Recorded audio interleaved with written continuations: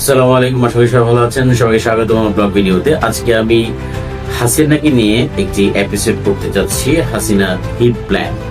হাসিনা কিন্তু মূলত একটি হিট প্ল্যান নিয়ে এগোচ্ছে। হিট প্ল্যানের তিনটা মূল এজেন্ডা ঠিক করেছে।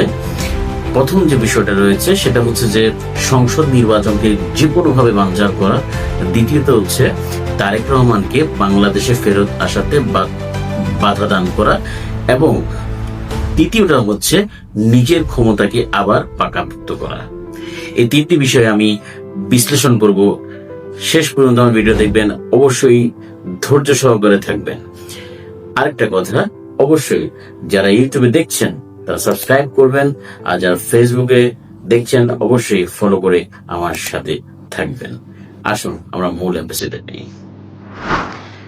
প্রথমে আমি যে বিষয়টা বলেছি, শেখ হাসিনা তিনটি বিষয়ের উপরে ফোকাস করেছে, যেটাকে আমরা আগস্ট রিটার্ন হিট ব্যাক হিসাবে আখ্যায়িত করছি।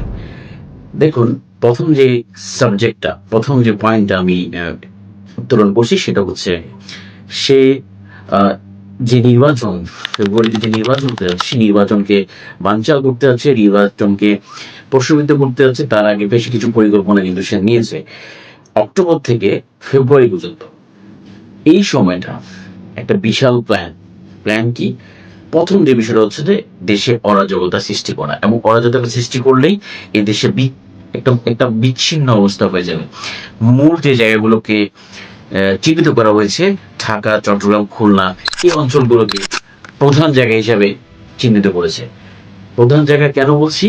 এই জায়গাতে যদি হিটটা করা হয়, পুরো বাংলাদেশকে হিট করার মতো হয়ে যাবে, এবং সেজন্যই অরাজকতা করবে।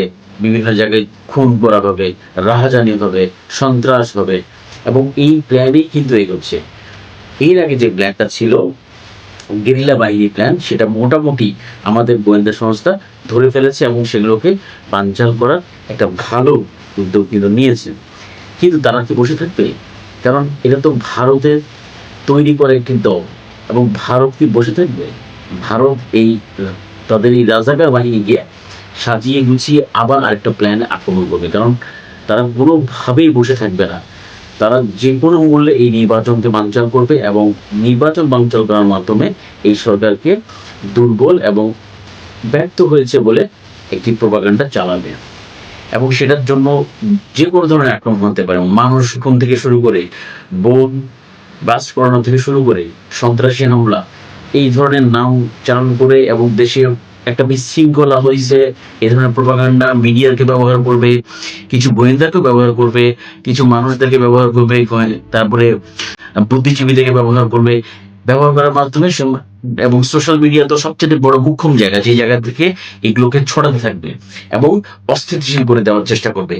তাই আমরা যারা এই বিষয়টা বোঝার চেষ্টা করছি, অবশ্যই সেই জিনিসগুলো প্রতিহত করার চেষ্টা করব। আমি সরকারকে বারবার বলছি এই জায়গাতে কাজ করার চেষ্টা করবেন আশা করি। এবং সেকেন্ড যে বিষয়টা, যে তারেক রহমানকে কোনোভাবেই এই দেশে আসতে দেওয়া যাবে না। কারণ তারেক রহমানের বিষয়ে সোশ্যাল মিডিয়াকে একটা ট্র্যাক হিসেবে ব্যবহার করা হচ্ছে, যে 2001 সাল থেকে 2006 সাল পর্যন্ত যে বিএনপি যে শাসন ব্যবস্থা, সেই শাসন ব্যবস্থার যে ধরনের ঘটনাগুলো আছে, সেগুলো এখন মিডিয়াতে ঢুকলেই পাবেন। তারেক রহমান সম্পর্কে বিভিন্ন রকমের প্রপাগান্ডা চলছে, তারেক রহমান সম্পর্কে বিভিন্ন রকমের খারাপ মন্তব্য চলছে।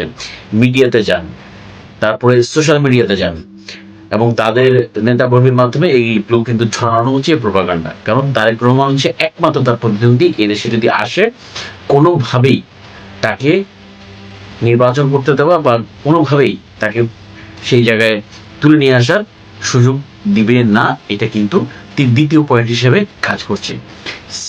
এই দুটো পয়েন্ট যদি কোনোভাবে বাস্তবায়িত হয়ে যায়, তৃতীয় পয়েন্টটা কিন্তু কাজ করবে তার, সেটা হচ্ছে সে আবার পুনরায় ক্ষমতায় ফিরে আসবে। বাংলাদেশের মানুষ কোনোভাবেই এই জালেমকে, এই স্বৈরাচারকে কখনোই গ্রহণ করবে না। তো আমরা যারা আছি অবশ্যই মনে রাখতে হবে, শেখ হাসিনাকে কোনোভাবেই এই দেশে ফিরিয়ে আনা যাবে না। যদি ফিরে আসেই, তার জায়গা হবে কারাগার, এবং বিচারের মাধ্যমে তার সর্বোত্তম শাস্তি হচ্ছে মৃত্যুদণ্ড, এবং তাকে ফাঁসিতে ঝুলাতে হবে। এটাই হচ্ছে বাংলাদেশের মানুষের প্রতিজ্ঞা। এবং এর মাধ্যমেই আমি আজকে এটা পরিষ্কার করে বলে দিতে চাই যে বাংলাদেশ যেভাবে উজ্জীবিত হয়েছে, এই ভারতের লালিত পালিত পোষা এই দল, রাজাকার বাহিনী, ভারতের রাজাকার বাহিনী, এই আওয়ামী লীগ এই দেশের জন্য কখনোই ভালো ছিল না। হিস্ট্রি সেটাই বলে। এবং তাদেরকে ব্যবহারের মাধ্যমে এই দেশটাকে একটা কুক্ষিগত দেশ করে ফেলার যে পরিকল্পনা তারা করেছে, কখনোই কিন্তু এটা ছাড়বে না।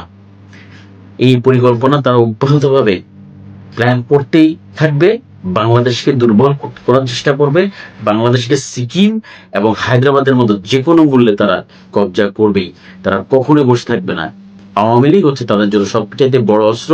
এবং বাংলাদেশে বসে থাকা এই 2 কোটি, আমি বারবার বলি, বাংলাদেশে বসে থাকা 2 কোটি ভারতীয় দালাল, যারা কিনা আওয়ামী লীগ সমর্থিত, যদি 20 কোটি মানুষ বা 18 কোটি মানুষ থাকে, সেক্ষেত্রে এই 2 কোটি মানুষ বা 10 থেকে 12% মানুষ যারা কিনা সরাসরি আওয়ামী লীগ সমর্থিত, কারণ ওরা অন্ধভাবে আওয়ামী লীগ সমর্থন করে।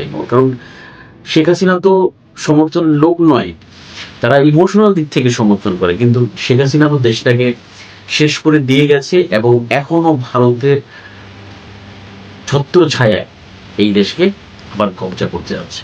যখন দেশটা হারাবে তখনই বুঝতে পারবে এই দলটাকে কোনোভাবেই গ্রহণ করা উচিত হয়নি। তো আমি আশা করি সেই 2 কোটি মানুষ একটু মাথাটা খুলবেন, বুঝবেন এবং জানবেন। বাংলাদেশকে নিয়ে আমাদের এগিয়ে যেতে হবে। আশা করি সবাই ভালো থাকবেন, সুস্থ থাকবেন। আসসালামু আলাইকুম।